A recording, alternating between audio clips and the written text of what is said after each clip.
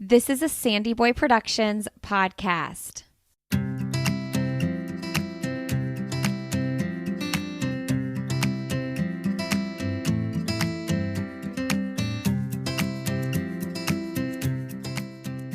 Welcome to the Urban Pharmacy Podcast, where we help women remove the overwhelm of living their most holistic life.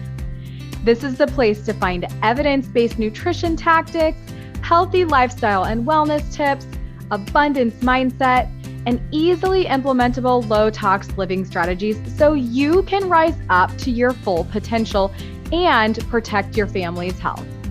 I'm your host, Stacey Heine, certified holistic nutritionist and better living advocate. Now, let's get empowered with some simple swaps that make a big impact for optimal wellness.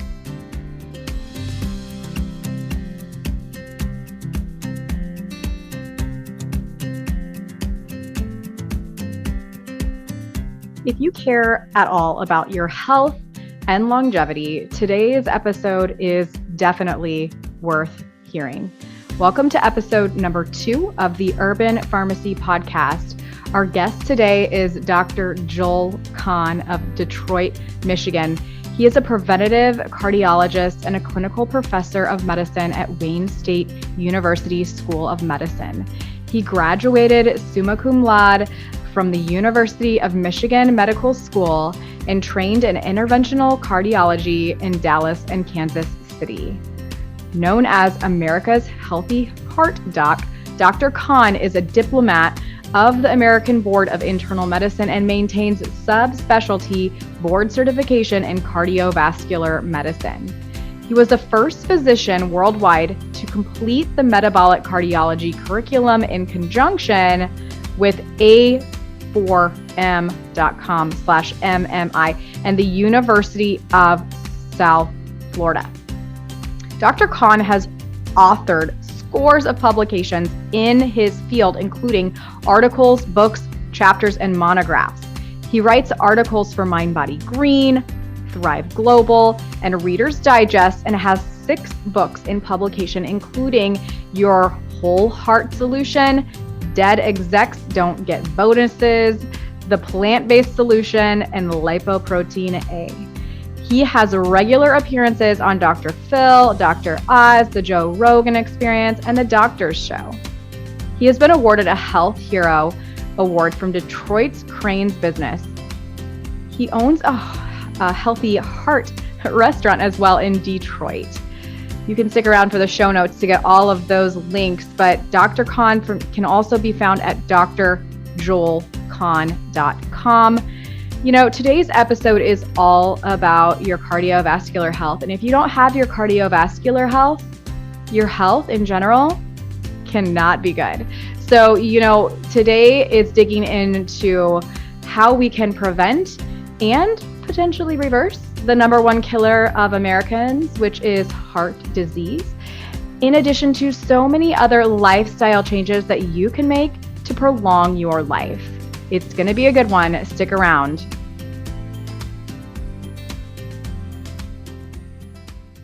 Thank you, Dr. Kahn, for being on the Urban Pharmacy. I am so excited to have you here. Well, thank you. I'm happy to be on, excited too, and let's share some information. Let's do this. Okay, so first question. As a holistic nutritionist and someone who teaches women about making holistic life shifts in their lifestyle, I find it so interesting to hear that you are known as a holistic cardiologist. Can you explain what this means in regards to your approach in the work that you do? Yeah, you know, there's not a formal definition. There's not a board certification. I think some people think we walk around with robes and incense and holy speeches that we sprinkle on people. I mean, one humorous definition is that we see people with a whole lot of problems and we have a whole lot of solutions, or we're a holistic.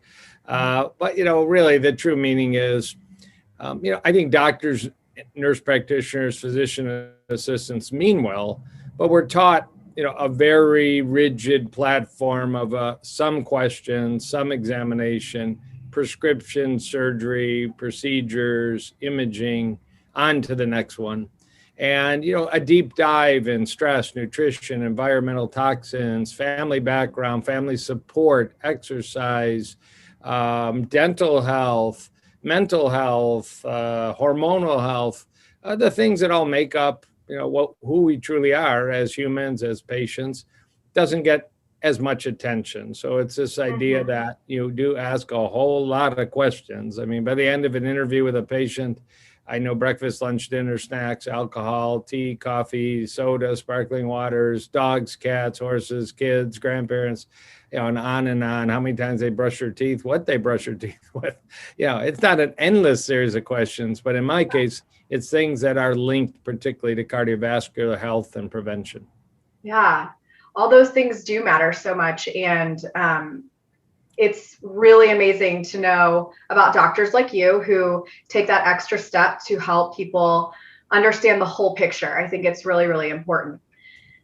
So, all right, cardiovascular disease is the number one killer of Americans, and hypertension, which is a precursor for cardiovascular disease, is the number one killer worldwide. Are these stats preventable? Partially. I don't think completely would be an overstatement. And that is true what you said, and it's true for both men and women.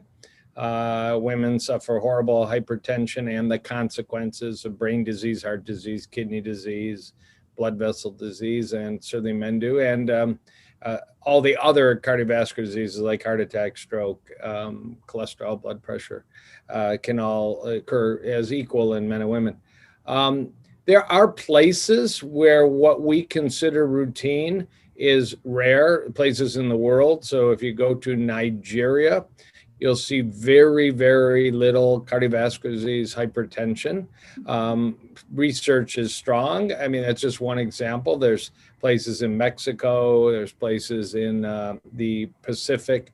And, the diet's completely different. The air quality may be different. The social support may be different. The physical activity each day, sort of that blue zones idea of blue zones are little pockets, but where they seem to avoid the frequent, chronic diseases that we develop in our 50s, 60s, 70s, and 80s that rob us of joy. In the United States, particularly, where probably your audience and my audience is largely located, people have already been exposed to a lot of usually bad food, stress, poor sleep, Wi-Fi, and air pollution, plastics, chemicals that are everywhere. And whether we can at age 25, 35, 45 completely avoid the risk of heart and blood pressure disease isn't unclear, but we sure can minimize it, and probably 90% plus. A pretty big chunk. Imagine hospitals 90% less busy, surgical centers 90% less busy, pharmaceutical reps. I mean, it would take a transition to a real, like warp speed plan to improve the health of the citizens of the United States. I mean, that was one thing missing in this first year anniversary of COVID discussions, was a repeated recommendation: wash your hands, physical distance, wear your mask, eat a salad every day, sleep 8 hours at night, walk 10,000 steps, give up sugar-sweetened beverages and donuts, and eat apples and oranges instead. I mean, that last part of the list just wasn't there.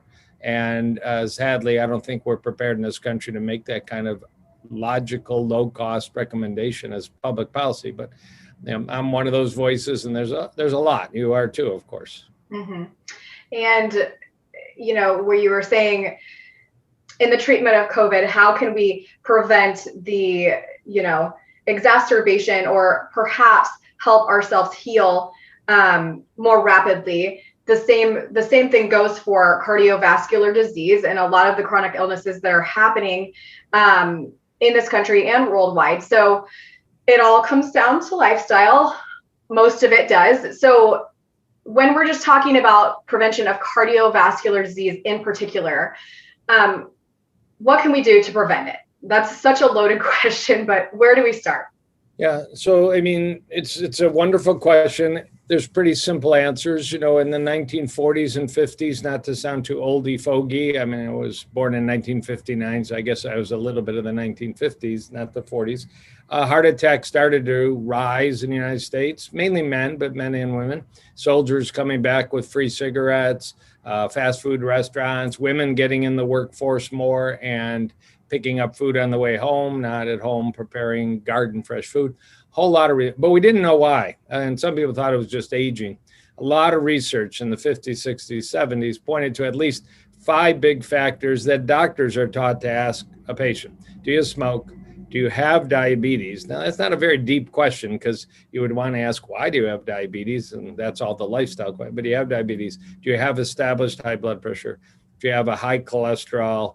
And finally, do you have mom, dad, brother, sister with an early stroke, heart attack, bypass, heart death? And if you have none of those big 5, we have little calculators at a physical exam with your doctor, you're lower risk. Many hospitals have these kind of calculators on their website as a little public service. If you have all 5, you're at a lot higher risk.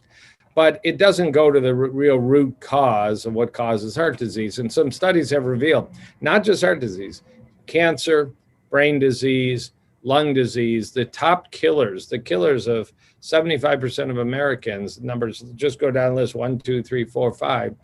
They're mainly smoking, diet, and fitness. And I think in 2021, we would add stress, sleep, environmental toxins pretty close to the top. But if you don't smoke, if you get regular fitness, whether it's a standing desk, whether it's Zumba, whether it's bar class, Pilates, walking, you have a job that is physically active, you garden, you dance, or you go to the health club and you really work up a sweat. And then it's plant forward diets. There's no doubt about it. Study after study after study, whether you want to model it after the Mediterranean diet, the DASH diet, the dietary approach to stop hypertension, often rated the #1 diet in the U.S. News and World Report. There's a recent discussion about a brain diet variation of the Mediterranean diet called the MIND diet. But they're all about eating. And in fact, we saw headlines recently, we see headlines all the time, that 5 servings of fruits and vegetables a day substantially drop your risk of dying during a period of study. These are, studies that involve 500,000 people, 100,000 people. I think I eat significantly more than 5 servings of fruit and vegetables a day, but the average American doesn't make 2. So, simplest thing, big salad, apples, oranges, berries, eat your broccoli, eat your sweet potato. I have an advanced cardiac clinic in suburban Detroit, so I'm going to go deeper than just smoking, diet, and fitness. I'm going to, sleep's a big issue. May not kill you today, but it might kill you prematurely in the long run if you don't master sleep. Genetics matter. The reason I hesitate to say we can prevent 100% of these diseases is genetics matter. Yeah. And it's possible to measure every aspect of your genetics. We usually don't do that, although the cost is coming down and the new wave of medicine might be called genetic or genomic medicine. So we will say to you, you inherited a predisposition to blood pressure, to elevated blood sugar, to elevated cholesterol, and we have to focus more. And other people didn't inherit that same predisposition, and we can focus a little less. But it definitely does matter. Dementia has a strong genetic input, and you can measure that, particularly one gene called ApoE. Some people don't want to have that. They don't want to know that they inherited a risk that really can increase 10 times the rates of dementia early in life. Although there's always a plan and there's always a reaction. So I do test pretty deeply in my patients and then guide them. You're lower risk. I'm not suggesting you become a regular McDonald's customer, but we're going to avoid medication and we're going to relax anxiety. But if you're high risk, we would rather tell you that at age 35, 40, so you can make a plan of enhanced lifestyle than find out in the emergency room when you're 70. Yeah. I think personally, I don't know if I want to get that genetic test, to be honest. I think I'm just going to start now and live the lifestyle as well as I can. Right now, let's just say I have many patients come to me and either they're concerned or in the course of discussion, mom had dementia and died at age 68 and her father had dementia. You can run a blood test called ApoE, and if you inherit one or particularly two genes, it's called ApoE44. It's concerning. But in the future, there will be technology to actually probably change your genetic makeup. It's called CRISPR technology. We're using it already in some human diseases. We're not using it for cosmetic or selection of your child's gender and some controversial topics. But there are some, really devastating genetic diseases. But it's going to move more and more into these softer, partially genetic diseases. But you're right what you said. What's the message right now you'd tell somebody that found out they had ApoE? You'd say eat a lower saturated fat diet, richer in fruits and vegetables, and you'd say limit your alcohol and get exercise.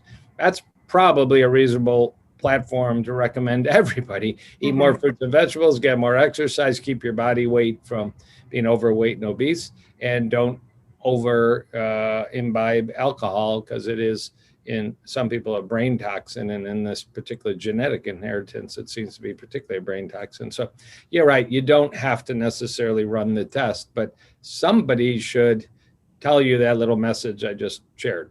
Yeah, for sure. Okay, so let's dig into saturated fat and cholesterol a little bit more. This is pretty basic probably to you, but for our listeners, can you explain where saturated fat and cholesterol come from and how they directly and indirectly impact the cardiovascular system? Yeah, so we make cholesterol in our liver. We have a nice pathway that we completely understand that produces cholesterol. We need our cholesterol to make our sex hormones, our vitamin D, our cortisol. A lot of the cholesterol we make ends up in the bile and goes through the gallbladder into our intestines, and some will exit the body, some will reabsorb in the intestines with the ability to do that. We can eat cholesterol or not eat cholesterol. Cholesterol is only found in animal foods. So if you're 100% plant-based like I am, I don't eat any cholesterol. If you're eating egg yolks and red meat and cheeses, and dairy and any of the animal meats, you're eating cholesterol because it comes from an animal that makes cholesterol, so it's in their tissues. There's no option about that. So everybody has cholesterol in their blood. There is genetic input to how much we make. There are people that eat fully plant-based, but they still have a high blood cholesterol because their genetics are overproducing, or maybe they're eating more of a junk food version of cholesterol, plant-based diets, but there is no actual dietary cholesterol. And we need cholesterol. Nobody's advocating that we eliminate all cholesterol from the body. I mean, it's not possible, and the human species would, implode. Although we now, between diet and pharmaceutical agents, drugs, we can lower cholesterol much lower, much easier than we ever could before. Everybody's heard of Lipitor and the statins. There's many other pharmaceutical agents. So there are a lot of patients now who are post-heart attack, post-stroke, post-bypass, and their overall cholesterol is under 100 with a couple medications because they're more powerful medications than they were before. And all the signals are in those sick people, that is more of an advantage than a disadvantage, and we're not seeing dramatic illnesses coming about or dramatic brain disease. We don't need that much cholesterol in our blood. We need some for sure. Saturated fat is largely dietary. We identified, we being scientists that ultimately influenced the American Heart Association and other organizations around the world, that the foods that are richest in saturated fat, which are marbled meats, poultry, fish, lamb, cheeses, egg yolks, a lot of baked goods where butter and lard are being used, ghee, coconut oil. Coconut oil is about the highest source of saturated fat that you can put in your diet or not put in your diet. But that there was a very strong relationship. Populations that ate more foods high in saturated fat got more heart disease and died earlier. Populations like Japan that had naturally low saturated fat diets, they didn't eat many eggs, didn't eat much cheese, didn't eat much dairy, didn't eat much marbled meats and chicken and liver and organ meats, had very low rates, not just of heart disease, but cancer, diabetes, and had better longevity. That became, incorporated into societies around the world, a lower saturated fat diet, which really means less cheese, less dairy, less meats, less egg yolks, less fowl, less even fish, fatty fish, would be an advantage as a recommendation. That's been the recommendation for decades. There are those that question it. It's popular. It ends up on the cover of Time magazine. Butter is back, and similarly, but the overwhelming community of medical doctors, researchers, and societies, and all of the most recent recommendations, like the USDA 2020 to 2025 recommendations that came out maybe 2 months ago. Lower your saturated fat in your diet. It's we've not lost that focus. So, and you do that by eating a plant-forward diet, with the exception of palm oil and coconut oil. If you're eating that 5+ servings of fruit and vegetables a day, whole grains, legumes, love your peas, your beans, your lentils, you're going to eat a naturally low saturated fat diet. And unless you're cooking them in butter, ghee, and lard, but wouldn't recommend you not do that. Yeah. That's something that I hear a lot of people when they're transitioning to plant-based living. They're like, yeah, I put some ghee in the pan, and I'm like, oh gosh, wait, hold on. That's a misstep that we need to. And also there's a lot of, talk about coconut oil and the benefits of it. And that's some of these definitely. Frankly, coconut oil, there's not enough research that you can say, we've studied hundreds of thousands of people. There are some populations that eat a lot of coconuts. That's a whole plant food with water, with a lot of fiber. But of course, we extract and make it 100% fat, of which 85% is saturated fat. But there's certainly every reason to believe that most people that add a lot of saturated fat to their diet, you'll watch their cholesterol go up. We see this in people adopting a low-carb, high-fat keto diet. And we see that if they will bother to get a baseline and a follow-up cholesterol, maybe even just 2 months, 6 weeks later, a lot of people will see a significant and sometimes double, tripling of their blood cholesterol. Not everybody. It's partly controlled by genetics. And it's concerning if you sustain that level of high saturated fat leading to high blood cholesterol. I mean, heart disease doesn't develop in 3 months. It develops over the course of months to years. So you're not going to notice the impact unless you're testing for it. And most people don't. Yeah, I think that's something that I'm just interested to see what's going to happen with the science after these super high saturated fat diets are actually used long term. I'm interested to see what's going to happen in the future with that. So when we're speaking about oil, do you have an oil that you would recommend for people to consume if they just really want to consume oil? Largely and only extra virgin olive oil, which you can cook with. It has the myth it doesn't have a high temperature tolerance for cooking, up to, what you're going to do in a pan. I wouldn't deep fry with olive oil, but I wouldn't deep fry with anything, honestly. But, the data, of course, just from the general observation of the Mediterranean diet and using extra virgin olive oil in place of butter and lard traditionally, scientific studies have looked at replacing butter and lard with extra virgin olive oil, and it's about 15% saturated fat versus butter, lard maybe being 40 to 50%, and coconut oil being at that very high 85%. If you get really good extra virgin olive oil from Europe, from Italy, Greece, Portugal, Spain, sometimes Austria, in a glass bottle, usually a dark glass bottle, you're going to pay a little bit more and use it as kind of like a fine wine. You've got, be a bit snobby about your extra virgin olive oil. There's a lot of what are called polyphenols, are also found in green tea and chocolate and cocoa. And some of them, they massive research on what's in good quality extra virgin olive oil. You can even buy some ones that are marketed as high polyphenol content extra virgin olive oil. And they're really quite helpful. I think it's also good to note just that when they're looking at the Mediterranean, when they're studying the Mediterraneans and they're consuming olive oil, they also do have largely a different lifestyle than us. And you're putting olive oil on broccoli. You're putting olive oil on a salad. Exactly. You're using olive oil on garden fresh zucchini. I mean, it is. Yeah. There are people that do olive oil shots. Right. I'd encourage people to incorporate them in their whole foods, that is. And they're most of the time moving around a lot more than the standard American. So that's a large part of it too. Okay, so a little bit off topic. Can you touch on the issue or what your thoughts are in regards to agricultural subsidies and its potential promotion to our number one killer? And what would you like to see change in this industry? Yeah, there are long-standing traditions of USDA subsidies to farmers to produce more dairy, produce more beef. There's something called the check mark program where some of our dollars, our tax dollars, are used to advertise for more beef and more cheese.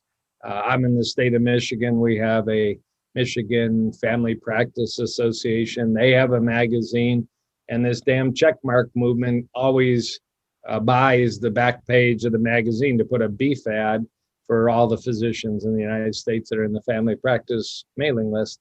And it all comes out of our tax dollars. I mean, dairy would be much more expensive. Beef would be much more expensive.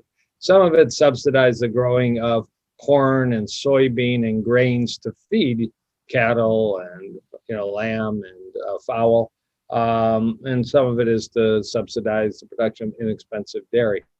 We have to feed the population, but the reality is it has its biggest impact in the fast food industry. And you can go in and feed a family for $20 in a fast food restaurant because it's a $70 meal that's been subsidized, and it's a whole series of ingrained laws and habits. And there will be, nobody's had the guts to try and disrupt that. There's people that know that we need to reform the medical and the insurance system and more transparency. Nobody's had, really the cojones, to use a term, because, it's the feedback to congressmen and congresswomen and senators, it's going to be violent, because it's going to cause a real shift. I mean, we'd have to see farmers start to produce high quality, nutritious foods for humans, not for animals. But that's such a revolution. I don't know when it's going to happen. Nobody's even talking about tackling it, even though we just had a $2 trillion, bill passed to improve the health of the United States, with a focus on the pandemic. But again, nobody's talking about why don't we subsidize broccoli growers, cauliflower growers, and the whole rest.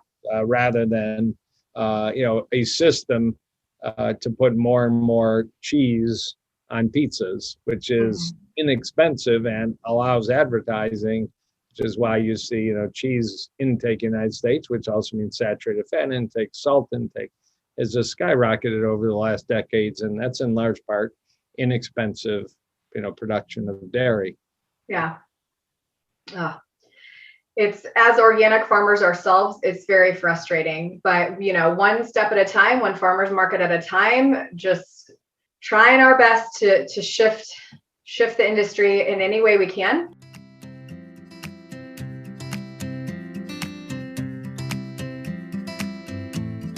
Hey friend, before we get too far into this episode, I want to be sure you know about how the environment plays a role on your overall health.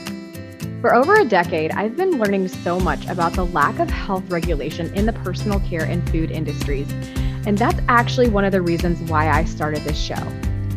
You deserve to know how to protect you and your family from unwanted body burden, and I share further information about how to make better choices and vote with your dollar in our private Facebook community called The Urban Pharmacy.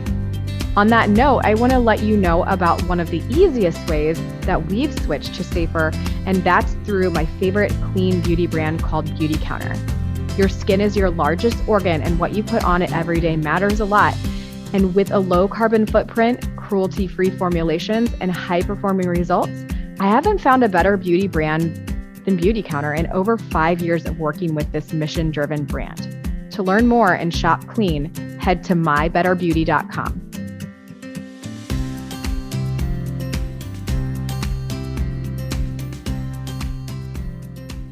Okay, so back to heart health. Can eating a whole plant forward diet reverse cardiovascular disease? if you have anything that has to do with leading up to cardiovascular disease, high blood pressure, diabetes, obesity, weight gain, obviously, what can a whole plant forward lifestyle do for us? Yeah, well, we have a wealth of data, and a lot of it just in the last 12 months. I mean, it's a very vibrant area of research, and it's consistently demonstrating. You want the lowest risk of being overweight and obese, eat that 5+ servings, or as I have done for over 40 years, I've been vegan for over 40 years, eat only plants. And my health I'm very grateful for the superior nature of my health, but it's no coincidence for sure. You want the lowest blood pressure. Not guaranteeing you it's going to be normal because genetics, sleep, stress all matter, but nonetheless, it's a plant forward diet. And same for diabetes, and same for cancer risk, and same for dementia risk, and even a paper out this week, stroke risk, and rheumatoid arthritis risk, and you can go on and on. So since what will a plant forward diet not help? I mean, if you're smoking, it's not going to help that, but it will lower your risk of those other promoters of heart disease. So then you get specifically, has any diet ever been shown to reverse actually clogged arteries that are already present? And it's certainly not paleo, and it's certainly not keto, and it's not even the Mediterranean diet, or the DASH diet, or the MIND diet. The only data, although it's not big enough, but it's still powerful and well done data, is for completely plant diets, naturally low in fat content. So these were not oil-rich diets, certainly not butter, ghee, lard, cheese, coconut oil diets. These were oatmeal for breakfast, salads for lunch, big bean soups and bean chilies for dinner, apples and oranges for snacks. These are research programs that were led by Dr. Dean Ornish, who's actually now establishing a prospective study for Alzheimer's and dementia using the same program that he used to show you can halt and reverse heart disease. And that data came out in the 1980s, 1990s, 2000s. We've had this data. In 2010, the government, Medicare, which pays for the health of a whole lot of people that have heart disease, approved payment for a patient who has clogged heart arteries to learn how to eat plant-based. They will pay for that after evaluating the data that said it actually works, it lowers costs, it keeps people out of expensive hospitals, operating rooms, stent suites. And that's called the Ornish Cardiac Rehab Program and the Pritikin Cardiac Rehab Program. So it's actually well accepted, except less than 10% of physicians know what I just said. Maybe less than 20% of cardiologists know what I just said, that their community might have a plant-based cardiac rehab education program right in town, sadly.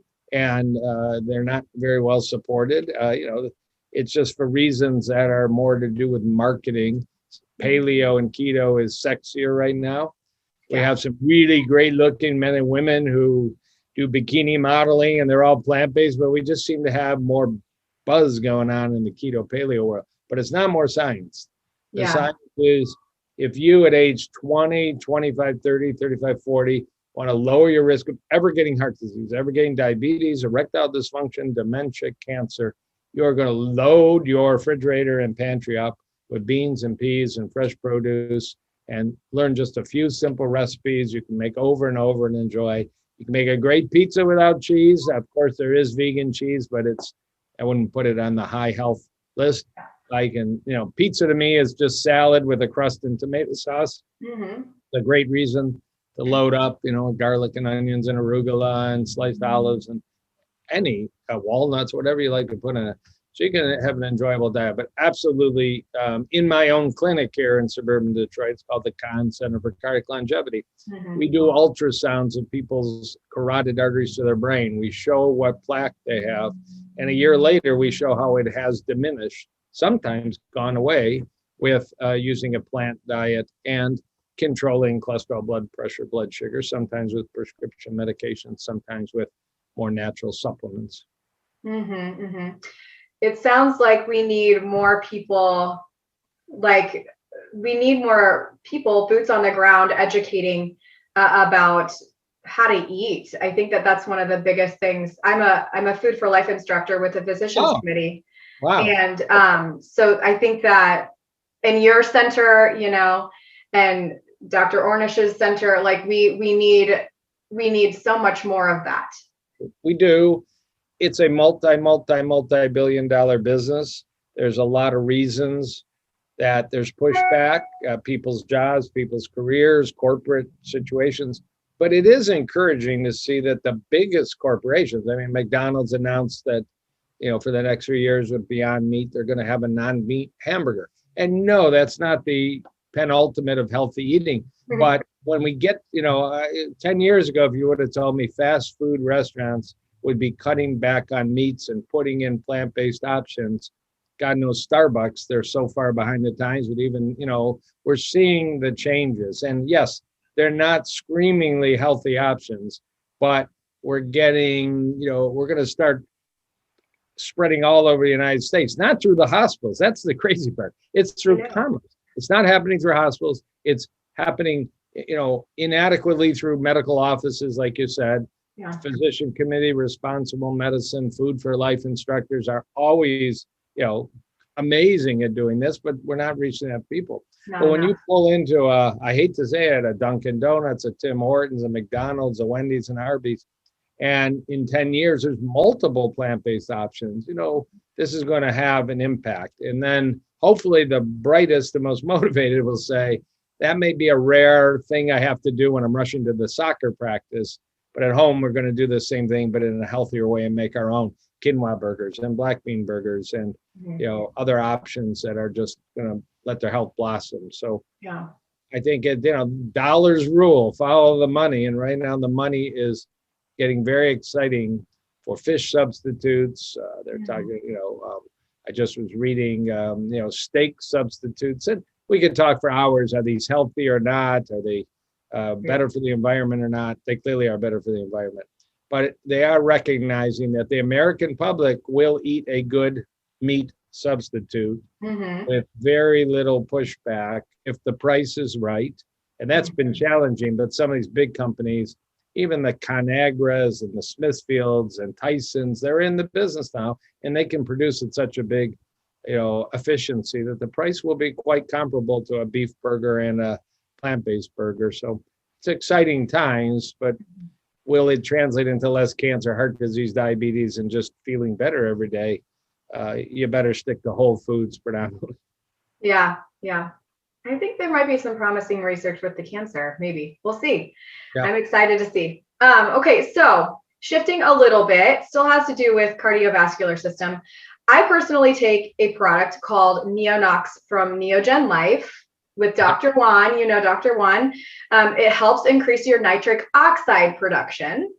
Can you explain why this would be a good idea and the role that oxidative stress has on the cardiovascular system and where these stresses come from in everyday life? Right. I actually think I have a tub of the green powder by Neogen sitting. Oh, the Neo Greens. Yes, they're so good. Exactly. So there was some really neat research that led to a Nobel Prize in Medicine in 1998 that healthy arteries can relax to let blood flow. Maybe you're exercising, maybe you're running away from a saber-toothed tiger, not so much nowadays, but in the past. You need blood flow. You want to have some sexual response, you need blood flow. You want to be thinking about a project, you need more blood flow. To get more blood flow, arteries have to relax. And there was a lot of research that said a tiny little molecule called nitric oxide, just one nitrogen and one oxygen linked together, not the laughing gas, that's nitrous oxide. This is nitric oxide, NO, is made by arteries for arteries. Very cool system. If you're good to your arteries and you don't smoke and you don't eat French fries and you don't eat too many malts and milkshakes high in saturated fat and sugar and all, your arteries will make a lot of nitric oxide and you will have a normal blood pressure, a good healthy sexual response. Your blood won't clot, your arteries won't clog. And then we learned that that at least in part, this is food-based. When you add more greens, they have something called dietary nitrates. But if you're eating spinach and arugula and you chew it in your mouth or you make green smoothies, take a moment to let it have a moment in your mouth, because there's an interaction with beets and beet powders and bacteria on your tongue you can eat your way into more nitric oxide. There's another pathway right in the artery that you can increase what's called citrulline and arginine, and there's foods like watermelon and pine nuts and walnuts that do that too. So you can actually eat for healthy arteries. They're all plant-based. It's not meat, it's not chicken, it's not cheese.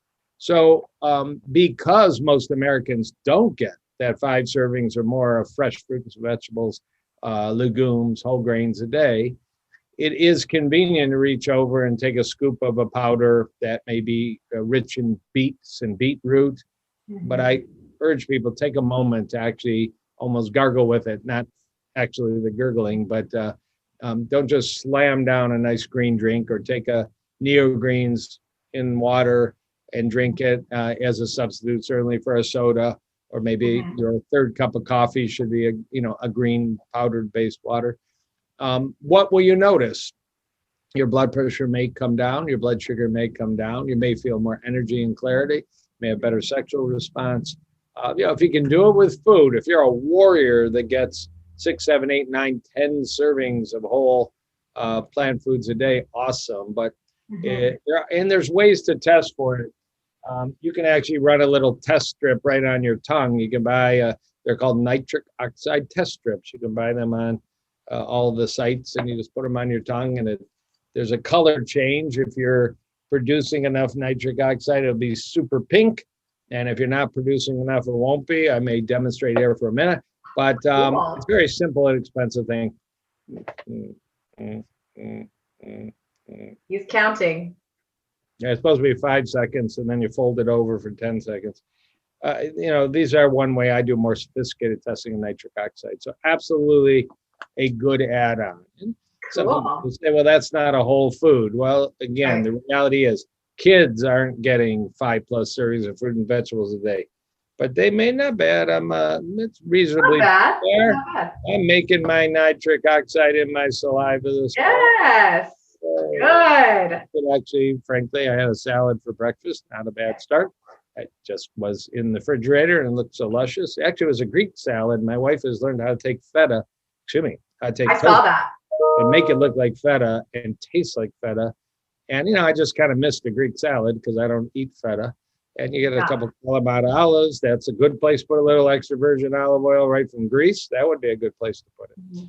So that may be representing why my cucumbers and my parsley and my tomatoes this morning, although a green powder or a beet powder would be a more concentrated way to up that. But yum, I love eating salads for breakfast. Drinking green tea, which is another source of those polyphenols and all. Yeah, so let's talk a little bit about food and then we'll wrap up. So, I saw that your wife was making that tofu feta, and I'm like really intrigued. I'm gonna need to do that. I know that you own a restaurant. So what made you want to become a brick and mortar owner? I used to own a brick and mortar Pilates studio and found it really difficult with no business background. I just had a lot of passion. So what is your story? I should have called you, for God's sake. Maybe you should have. This was all pre-COVID when, physical businesses didn't have the stresses and the strains that they do nowadays, of course. It was, 40+ years of plant-based living. 2 of my 3 kids are plant-based. Third one, God bless him, a paleo eater, but still healthy. And my son had an MBA, had restaurant experience. I had been all over the world eating in plant-based restaurants. And in Detroit, we had good ones. We just were missing the LA style or the New York quality style. So we built one and we opened one in about 2015. And we had a fun run for about 4.5 years when it came to lease renewal. We decided we were just, frankly, I was doing cardiology all day long. My son was doing other things. My wife was working there. It was a very big enterprise, 45 employees. We did not renew the lease. That was January 2020. It was a great loss to the community. It was a great loss to my commitment to that endeavor. But it would have been a horrible year had we stayed open. Every restaurant has, struggled. It was not a restaurant geared to be a carry-out situation. So the Lord above had our back covered. We do still have a smaller carry-out only version of the restaurant. I can run with 2 employees, not 40, 45, and that's called green space and go. Ultimately, people need to learn the few simple skills at home to, as I educate patients, make oatmeal, cut up a salad, learn to make a soup, a chili, a mock tuna out of chickpea, a few things they like. You like pizza, learn how to make a plant-based pizza. That's hardly a conversion. If you like chili, it's easy to make, plant-based chili. If you like tacos, you can go on and on. Find the foods you like, find a plant-based version, and maybe then find a healthy plant-based version. For those that really just are intimidated, I often recommend they can stop by my grab-and-go restaurant. Right. But there are some really good quality plant food delivery companies. Most people can't afford a private chef. I don't have a private chef. These food delivery companies, maybe they're in town, maybe they're not, will deliver to your doorstep. Some are organic, which is really the high-end, really quality. That'll get people started. I really love Sakara. The best food is home-cooked food. You can control. I can tell you, we had really high-quality food coming out. Still, the chefs had largely grown up in other restaurants. The desire to put salt on everything, the desire to put extra oil on everything. We had a very big oil-free option menu, but that was unique almost in the country. And, you almost had to take that chef and say, I know this isn't what you trained to do, but we're going to try and saute in vegetable broth, not oil. And, you can pull it off, but it's tricky. And the portion of the population that really cares about that is pretty tiny. Vegans don't drink enough either. We had a big bar. I love it. Oh, that would have been fun. I would have bought all the oil-free options and all of the good cocktails. So darn. Cocktails with raw green juice and organic vodka kind of drinks. Oh, be careful. But my fellow vegan brethren, have one, and that's good for their health. That's right. But the average restaurant, makes their dollars out of a very active bar. Yeah. Totally understandable. So, all right. What is your favorite food? That's an interesting question. I am a sucker for an awesome plant-based burger, and it's not the Beyond Meat or Impossible. There's going to be lettuce and tomato, maybe a slice of avocado. I like whole grain mustards. Usually a quinoa lentil or a black bean, sometimes a beet-based burger. There's just something, we're all used to that feeling of grabbing whole grain bun or gluten-free bun. You can do it in a collard wrap if you want to really make it, ultra healthy, or a pita so it's less bread. I'm a sucker for vegan pizza, and usually homemade. So the quality is controlled. Every vegetable on the planet. I do love salads. I think when COVID started, I don't know why, I started buying purple cabbage. And my wife was not a big cabbage fan. I was, but just raw diced purple cabbage in a salad adds such beautiful color, but it adds amazing nutrition and a crunch to the salad. And there's no skill involved in that, because you buy these bagged salads and they're the same night for night for night. So it's nice to vary. Beyond that, I love homemade vegetable soups. And they're just garbage soups. It's whatever in the refrigerator, or go get some fresh leeks, which I love, or fresh dill, or peas, anything in there that hits the fancy. I usually make that. That takes no skill. It takes 15 minutes of prep time, just chopping some stuff up and then throwing it all in and looking at it again in about 15 minutes. So I'm not talking about really high level gourmet entrees. I think that would hit. I'm a hummus fan. I don't know how many people aren't hummus fans. Yeah. Whether it's with carrot chips or a little cucumber, a little celery, or pita chip kind of chips. I try and stay away from the chips. Well, that was a lot more than one. That was totally unfair, but now I'm really hungry. But all of it sounds delicious. And now I want some stone ground mustard with something. Just and purple cabbage. I started making purple cabbage sauerkraut, lacto fermented. So fun, and it's just so beautiful and different, and it's very sweet, I think. Okay, so before I ask my very last question that I ask everybody, can you please let our listeners know where we can find you, what resources that you have that you've created that we can share? Sure. I have a website that takes you everywhere, but it's drjoelkahn.com, but DRJOELKAHN.com. And there's a link to the restaurant. There's a link to my clinic, the Kahn Center. There's a link to Facebook, YouTube, Instagram, Twitter. I don't have a link to LinkedIn, but I'm pretty active on LinkedIn. I post every day. I do my own posting and my own social. I've written 6 books. The second most recent is called The Plant-Based Solution. It's very much on topic with everything we talked about, and there's lots of recipes. And I wrote a book a year ago called Lipoprotein A. It's a specific cardiology cholesterol topic that nobody had ever written a book about, but it also has about 6 dozen amazing plant-based recipes in it too. I would encourage you to look at that. I have a podcast every week called Heart VIP. I call it a PCast because it's really short. It's a pea in a pod, 20 minutes and we're done. And little information seems to fit a lot of people's lifestyle, not to necessarily listen to a 3-hour Joe Rogan podcast. And that's what I got. I love the short episodes. This is what, we need more time with you, but I love short episodes. I love your podcast. It's great. Jam-packed full of information. So, all right, the last question that I asked, and I kind of already asked you this, but to you, what does living a holistic life mean to you? Yeah, it really gets down to mindfulness and gratitude. It's an appreciation that any day you wake up and your ears and your hearing and your smell and your taste and your body is moving.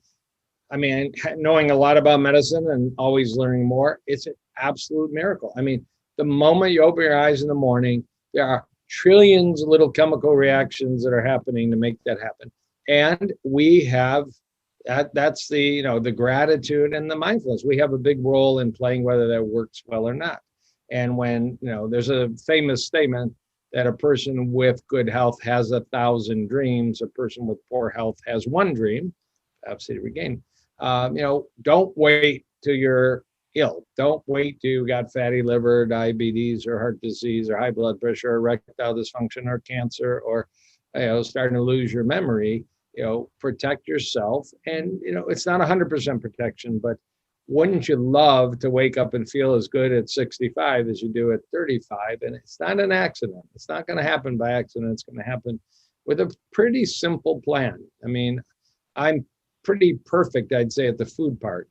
I mean, I grab workouts every day, but they could be 20 minutes long, and they're snuck in between trying to get to the office and other things. Sleep I've really upgraded, but that is the message. Gratitude, mindfulness, and do the hard work to make it happen. And the hard work might be eating 1 more apple a day. I mean, these are not incredible goals to reach, but they're very important. I love that so much. Having gratitude and just waking up every day, trying to better yourself and better your body. I love it so much. Dr. Joel Kahn, thank you so much for being on. Yeah. Bless you. Have a wonderful rest of your day, and we will talk soon. Thank you so much for the invite. You have a great day. You too.